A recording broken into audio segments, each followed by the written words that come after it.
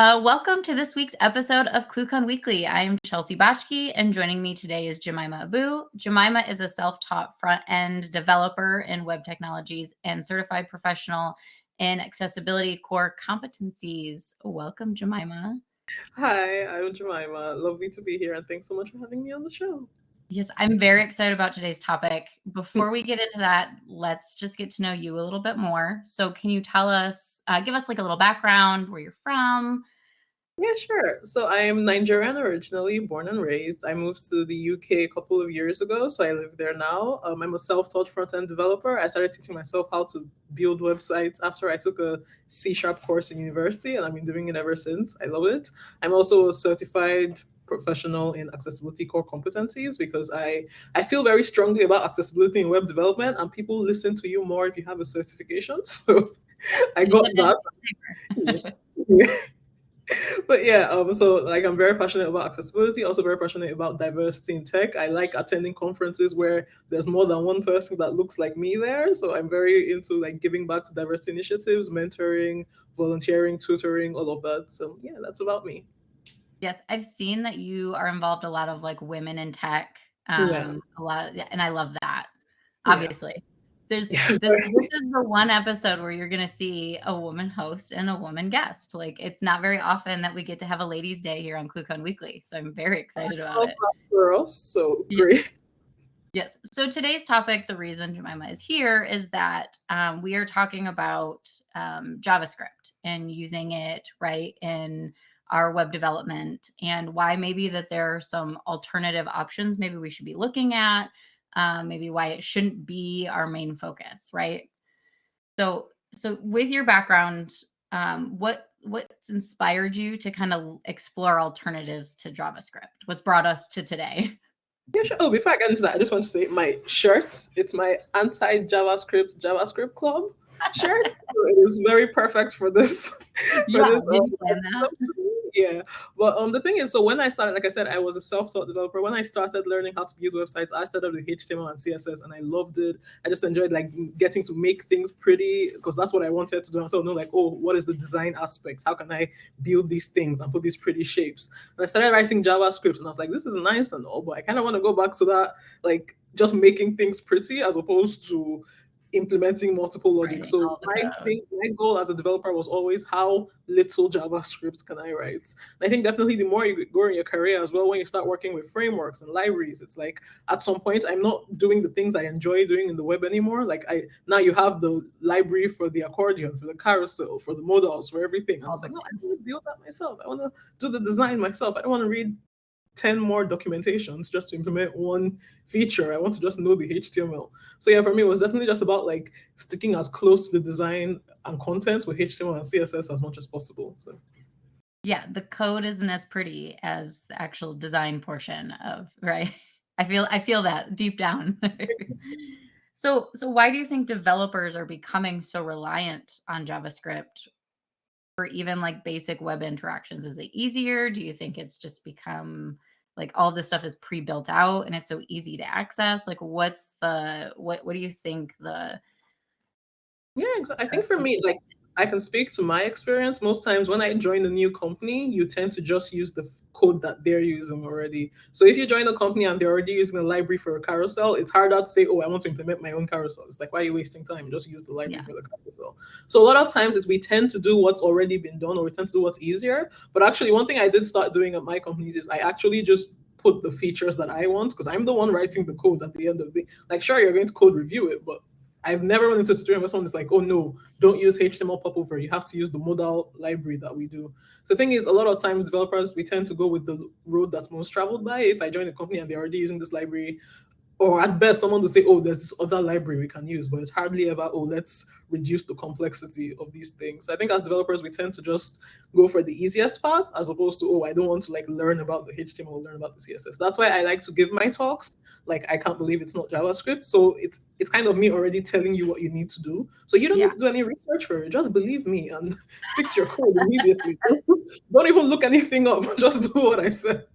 Do So yeah, you I think think definitely do you think part of that is just like, hey, get things done as fast as you possibly can? Like, do you think that we've companies have pulled the fun out of the design portion, and it's like, here, this is already made, take it, run with it.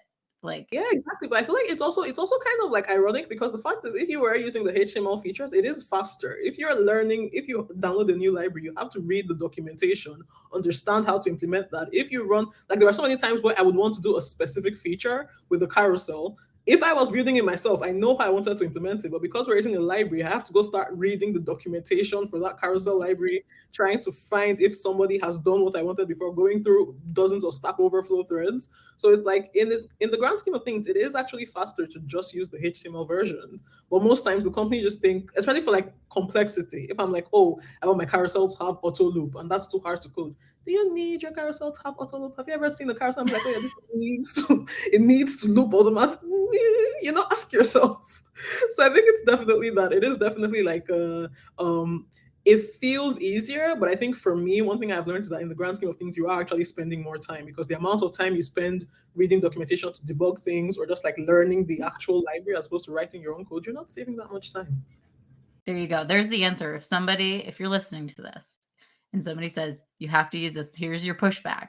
It's going to Exactly. take you longer to read the library than it would be to just do it the way you want to do it. So are there tools? So is there something that somebody can go back with and say, oh, here's a tool that I can use to expedite this, or anything that you would recommend to somebody out there? Yeah, so what I always say with the web is whenever it comes to new web features, because there are so many features and they're constantly changing, they're constantly releasing new things. Sometimes they release something and it's not supported by any browser, but the idea is out there. What I do is I don't follow I find it easier to follow like people. So the people that are constantly talking about this thing, like Una Kravitz on Twitter or Adam Argyle or Jay Tompkins as well. So like certain people that they are very like passionate about the web space. So whenever a new feature comes out, they'll share about it on Google. They're making the demos, all of that. So for me, following these people is the easiest way for me to keep in touch with, okay, this is what is new Yeah. on the web. This is what is coming out. So it's just like keeping your ear to the ground, basically. Just keep hearing like, oh, when is this thing coming out? And sometimes it's like, oh, this feature that we mentioned 4 years ago is finally ready now. And I'm like, okay, great. That is how a lot of times so long, it's ready. you're like, remember that one thing back then? Yeah, you can use it now. Like, I So totally it's forgot about it. If about that's not something. the most techie thing in the world, I don't know what. We like to tell you about the idea of it, and then Yeah, eventually, even we'll it'll like be release available. versions one that isn't supported anywhere. It's Yeah. like a video demo. It's like you can't use it, but just know it But look exists. how cool it is. Get excited for in 3 years when you can use it. So like, I get excited, and by the time it comes out, I've completely forgotten about it. So that's why I'm constantly like following the people. So it's like even if I forget, they will know when it comes out, and they will post it on their social media, and then I will do it. Yes. So, Okay. So we'll include all your socials. We'll put those in the video description so people can follow you, and okay. make sure you go through Jemima's list of contacts so that you can follow all of them. That's the way to go. Well, okay. So with that, are you seeing, like, when you're talking to people in the industry, are you seeing some like overly used or maybe misused components from JavaScript that are just like it's so unnecessary? Like, stop doing it. Yeah, I Anything think like that? There's got to when be I something. talk about like using less JavaScript, what I hear mostly from people as opposed to them doing things wrongly is a lot of times they're just like, I didn't know I could do that. So a lot of times I'll give this talk and someone comes up to me after, I'm like, oh my god, like I didn't know I could do that. I literally just replaced all my JavaScript accordions with details because I didn't know like it was fully Ugh, supported now. I'm like, you're welcome. That's that's what the talk is for. So it's like a lot of times people just aren't aware because the thing with the web is yeah, like it's hard to know what you don't know. So I can't be going around saying, "Oh, what CSS alternative can I use to JavaScript intersection observer?" Like it's hard for people to think that way because if I think, "Oh, how am I going to build this thing?" I'm going to build it the way I know. So it's not exactly like they are building the components wrongly with JavaScript, just that they are not aware there is a HTML or CSS alternative that is yeah. They're easier. not. They don't know what question to ask. Exactly. So once I've told them about it, most times the response I get is, "Oh, definitely going to use that thing now because I didn't know it was a thing before." Interesting. Yeah. I mean, knowledge is power. So like, Yeah, it's just about taking the time to learn and follow the people and watch the videos and exactly. right. Attend the Ugh. conferences, Yeah, attend lots the conferences. Are you so you were at React Miami. Are you Yeah. speaking at any other ones? Were you in Paris recently? Did I see Yeah. that? So I was at React Paris and React Miami recently. I also have City.js coming up. That one is in London. Okay. So no, I think I've done that. So it'll be like it was April 26th. So yeah, City.js. Yeah. I do have there's one in Croatia. So Web Summer Camp. That is one that's coming up. Excited for that one because it's an island vacation. So always fun. Interesting one. Yeah, I love that one. And then, what else do I have? It's on my website anyway. So it's like jemimaabu.com/talks. And then a lot of times, if my talk is recorded, I will post it on the website as well. So if you do want to listen to like my, I can't believe it's not JavaScript talk, I will have like, I give it at different conferences. So sometimes there will be different of the same videos, but I bring a different vibe to each conference. So I think it'll be a new video every time. So, well, when yeah, you're in a different location, you have like, and you have a tropical, if you're on an island, you have a tropical vibe, you can never go wrong trying to get your company to send you to a conference that's on a tropical island. Yep. You have to be there. You'll miss so much if you don't go. I'm going to learn so much in the sun, on the beach, by the pool. So yeah, it's very important. You're just so much more willing to absorb the knowledge. Exactly. That's literally because like the weather in Miami was so good, and I feel like people in the conference they were more receptive because of the good weather. So yeah, they're all happy. All right. Well, okay. Let's see. And I'll make sure to put all of that in the video description as well. So that way we make it easy for people to find those conferences, because really talking to people in the industry is going to help you figure out those questions that you do need to ask. So, all right. So take us through some examples of replacing like popular JavaScript components with HTML, or I guess CSS. Yeah, sure. One of the ones I get that people are least aware of is the popover attribute. And I think that's because popover was just recently baseline supported as of like January 2025. So it's still pretty new. Popover is an attribute that lets you create HTML modals without any JavaScript at all. So it's once you add the popover attributes to an element, the elements can appear and disappear on the screen the same way you would toggle a modal. It also has a lot of inbuilt features. So it has like, it has a backdrop. So you know how when you create a custom popover, you need to add like your own overlay and then add like a blur event listener or a on-click event listener on the overlay. Popover has that inbuilt, so you don't need to do any styling for that. It also has a popover open styling. So if I want to like animate the modal to make it like zoom in on appear or like scale in or opacity or whatever, you can do that with popover open. And then you can also select like your show popover action. So it can be like this button would only close the popover or this button would only open the popover. So I think popover is a really cool one and then I think in terms of the capabilities of it as well, because it's not just modals. I use popover a lot for nested sidebars. So when you have a menu and click a drop down menu and then click something else and another menu appears, popover is great for that because it uses this thing called the top layer. And top layer is like this dev feature that it's kind of similar. You know how like z-index works, but top layer works automatically, as opposed to me programming like z-index 1000, z-index 1001. You just have like top layer 1 and top layer 2, and anything that's in top layer 2 will always be above top layer 1. So I think popover is one of the coolest things out there. Would definitely recommend deleting every JavaScript model you have and replacing it with popover. Pop-ups are it. So with that though, like are you seeing, I always have AI comes into every topic, it seems like nowadays. Are you seeing people trying to use AI to like write or like fix things with their web development? Are you seeing any like downsides to AI, or maybe they're all upsides? Yeah, definitely. I mean, people like I use AI all the time. Like Copilot, you have it in your code. Like you just like it generates the code for you. And sometimes like I want to build something, and Copilot would generate like literally exactly what I was about to write, and I'm like, thanks. So I think it is definitely good. The thing with AI is like it's literally just a library, and it's giving you what we already gave to it. So the thing with AI is that it's not exactly always up to date. So if I told AI generate a model for me, it's more likely to give me a JavaScript implementation than, here is this HTML popover implementation. But I think even when I was doing research for my talk, I was like, are there any other cool features I should know about?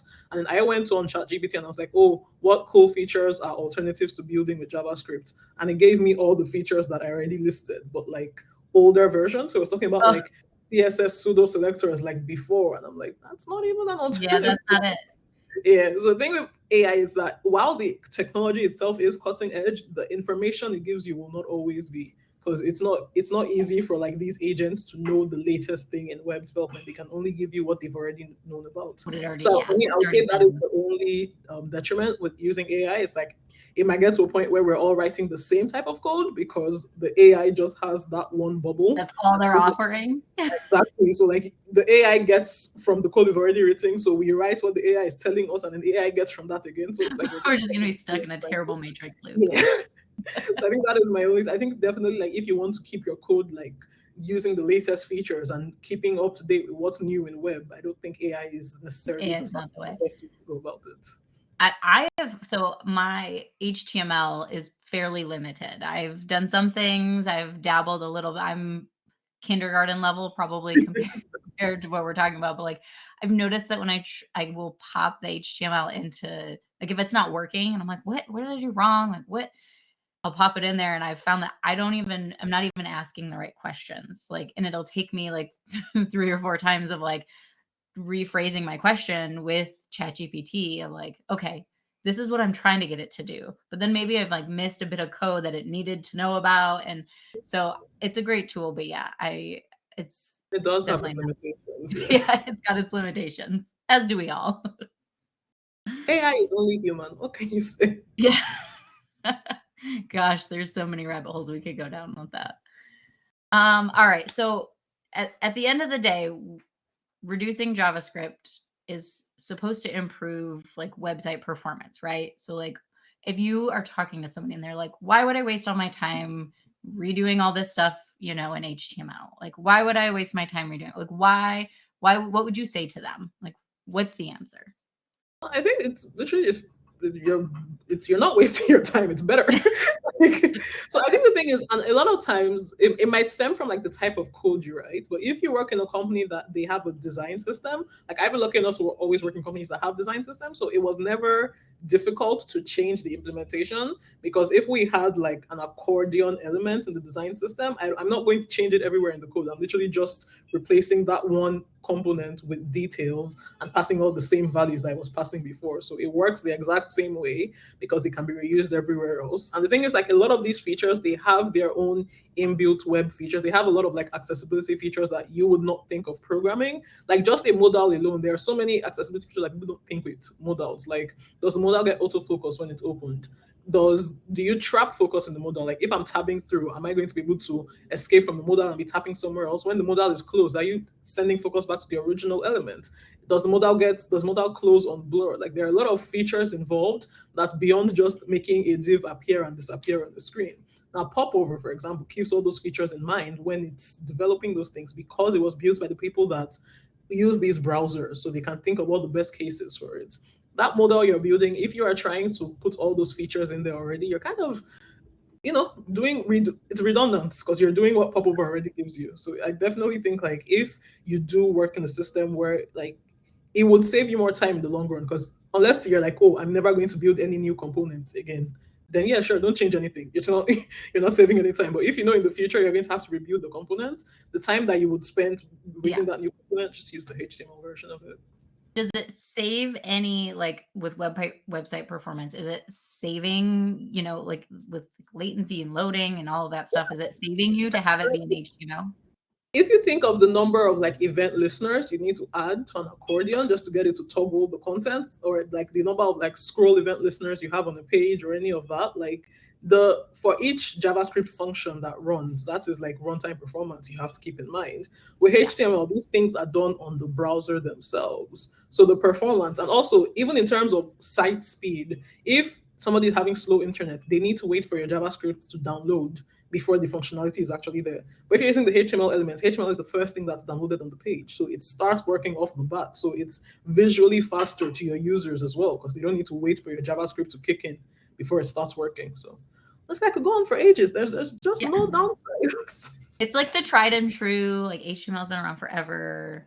Like it was for the web, so it's like JavaScript. JavaScript was an interloper at best. Honestly, it just came out. It's like what do they call it when like a leech takes over the host body, like I don't know, but it's like a brain thing, and then like it takes over the host body and then it starts controlling them from inside the brain. That's what JavaScript is right now. Like JavaScript is running the web and poor HTML is just stuck back there begging to be let out. So Like AOL when AOL was a thing and it just like took over your computer and Yeah. you could never get rid of it. Oh, for those people in their early 20s who don't know what AOL is, Google it. Ask Jeeves what AOL is. Ask Jeeves. Well, Google what Ask Jeeves is first, and then ask Jeeves. Oh man, it makes me so sad. All right. So do you have a favorite example or like a case study of websites that have successfully minimized their JavaScript dependency that you like always go back to in your talks, or like what's your golden star of It would probably just my website, yeah, like like my personal one. when I work, like I said, when I start working at companies and I notice that they're using a certain thing or like they have a certain library or something, like at some point I will just if like they like I used to work in a company where like they used to have like two different carousel libraries for handling carousels because it was e-commerce, so there's a lot of carousels involved. And at one Yeah. point I just started building my own carousels with like CSS scroll snap. And then like whenever if somebody asks like, oh, someone builds carousel before, I'll be like, oh, I have a non-JavaScript implementation.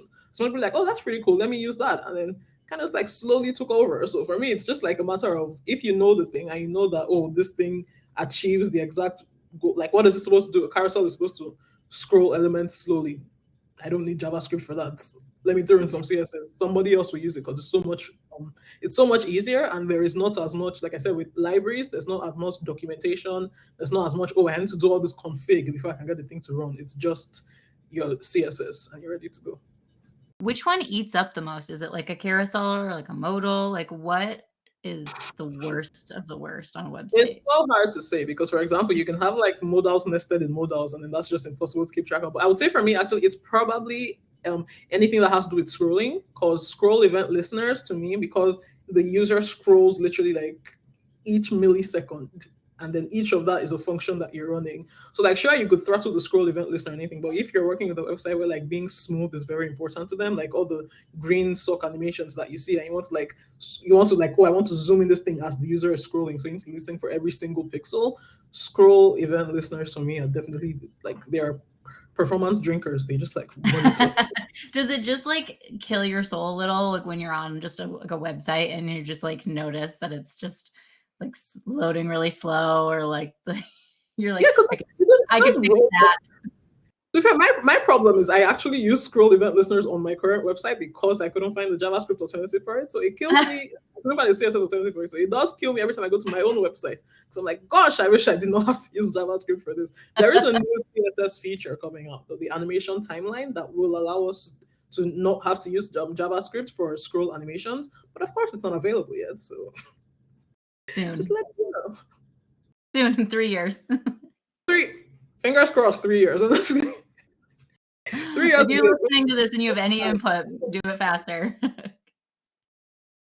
All right. So let's see. I have so many questions, but I know we only have so much time. But so is there a balance that developers should aim for between JavaScript, or is there like what would be your suggestion on that? Yeah, definitely. I think like one thing I always say at the beginning of my talk is I'm not saying that you shouldn't use JavaScript. I'm saying we should use JavaScript for what it was intended to be. JavaScript was intended to be a functional language, a language that made websites functional. This for handling things like, oh, form submissions, or I want to store the user preference in local storage. I want to handle caching, things like that. But when it comes to content and display, that was always the job of HTML and CSS. Like if your website is not displaying content to the users, if JavaScript isn't running, then what purpose is your website actually trying to convey? If, for example, I'm like, oh, I want to print this web page, and when I'm trying to print it, some content isn't visible on the page because that content only appears with JavaScript, or like that does happen sometimes. If you have, I think it's if you have a scroll event listener at the bottom of it, like a scroll event listener to display the content, and somebody tries to print the page, it's not going to display that content at the end because the content hasn't actually loaded in yet. So it's things like this. It's like you have to actually think of, oh, what is the content of my website, and do I need JavaScript for this content? The issue is nowadays we have like frameworks running the web. Like if you have a React page, it's all JavaScript. So you can't have the page without JavaScript. It's pretty tied in. So for me, I'm just like, I'm trying to reduce JavaScript dependency. Let's just tackle the library issue. Because getting back to a case where a website is all HTML, I don't think it's possible to go back to those days anymore. So let's just tackle the library issue. That's the Ask Jeeves days. Yeah. We have to go back to like vaporwave design. So I'm like, yeah, let's stick to what we have now. Yeah.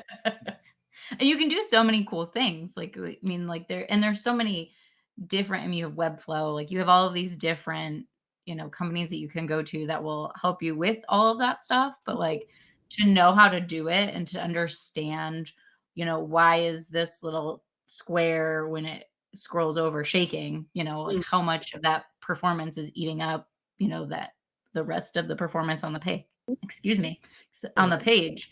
So it's like, what's more important? Why is it doing it? Like all of that stuff. A lot of people just don't think through, and it's different on mobile, right? Like Yeah. when you start, when you, Responsive design. Yeah. it's like the worst is when you get everything like built out and like ready to Like, go, and I then let you're me like, see it on my oh, phone. it doesn't look very good on an iPhone. I'm like, can the user just not use their phones to check it? Can we read there? But in fact, there are a lot of websites like that where you open it on your phone and you're just like, oh, this content is better viewed on a laptop or a computer. And then they just Yeah, like that person was just not like, they're just like, we'll just put a warning and we'll just tell them to go to table, the like computer. 7 tables in one mobile phone. Just view it on the view it Yeah, on. just don't even bother. No, I did want to talk about, you were an art teacher for a little bit in Nigeria. Do you it you like the design portion, of the web technologies? Like what brought you to even want to try to self teach yourself how to do all this stuff, right? Yeah. So I did in university. I was studying engineering. So when I do say self-taught, it's like partly self-taught because I always had the STEM interest. Like I was very good at math. Like I was very into like logic and like calculations. And then engineering just seemed like a regular, like the right path for me. So I started studying systems engineering. And then in my second year of university, we did a C# course, and that's when I got into programming. Because I think before my only experience with programming was like people in movies just going, that's it, I'm in. I was like, what does that You're like, mean? hacking something's not that easy. Exactly, like the hacker man, where just like a black screen and lots of green text. In my head, programming was this like abstract concept. It was like even as well I've been an astronaut. I didn't think it was something that you could just teach yourself. So when I did the course in uni, I was like, oh, this is actually pretty easy. Like you just write the text and it does what you're supposed to do. So that's how I started teaching myself. The arts actually came after I started doing Oh, tech because I think I used to do like origami or something. Like it was just like a random hobby that I had. But then a friend of mine told me that, oh, there was this summer camp that needed like a tutor for like crafts basically. I was like, yeah, I could teach children origami. Why not? So I basically just did. I was like a part-time tutor for like after-school programs for children for like a year basically. I was like, all right, that's enough children interaction. So I went back to yeah. computer. If you can survive a Yeah, year with computer are children, much easier you than can children. code anything. You have the patience for There is anything. no bug I will not face over a 4-year-old child any day. Yeah. Parents are the real saints, if you ask me. It's not a yeah. It's But so this is true. the computer. When you're debugging, like you know you're the one doing something wrong. You're like, oh, I didn't write the code well. That's why something isn't working. With children, you have no idea. It's like you might Yeah, have done the exact same thing yesterday, but just a completely different reaction today. So yeah. yeah, and you may give them the red cup that they asked for, but when you hand them the red cup, they immediately want the blue cup, and then Exactly. Why did you give them the red cup? Now they're crying because you gave yeah, them what they asked for. How dare you? how dare how dare you give them the thing that they ask for? Although I feel like when people are debugging, you're like, I fixed the thing that I found that's a bug, and then it just escalates into 7 more bugs that you find. It's all the same. Coding and parenting is all the same. Well, we are really getting close to time here on the episode. We could keep talking and keep talking. This has been so enjoyable. Thank you so much for joining us, Jemima. I will put all of the references and everything in the video description. So if you're listening or watching and you want to check some of these things out, go through the video description. I'll include that. And for everyone else, join us next week where we're going to keep you clued in. And until then, stay inspired and keep coding.